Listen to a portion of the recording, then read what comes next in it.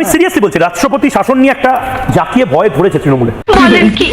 আমি জানি না জ্বর এসছে কিনা, কিন্তু ভয়টা আছে, রোগটা আইডেন্টিফাই হচ্ছে। চন্দ্রিমা ভট্টাচার্য, রাষ্ট্রপতি শাসন জারি হয়নি, রাষ্ট্রপতি শাসন নিয়ে কোনো কথা নেই। RN রবি, একজন ভদ্রলোক, সে তামিলনাড়ু থেকে, বেচারা ভদ্রলোক, তিনি দুদিন আগে হোলি উৎসবে গান বাজনা করছিলেন, কীর্তন করছিলেন। তিনি পশ্চিমবঙ্গে আসছেন বলে ঠক ঠক ঠক করে কাঁপছে গোটা তৃণমূল, কেন আমি জানি না।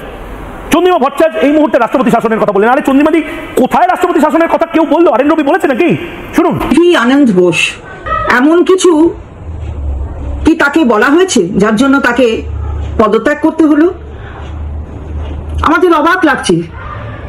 কিছুদিনের মধ্যে নির্বাচন, তাহলে কি কেন্দ্রীয় সরকার অথবা ভারতীয় জনতা পার্টি তারা চায় না যে বাংলার নির্বাচন হোক? এর ভেতরে কি অন্য কিছু লুকিয়ে আছে?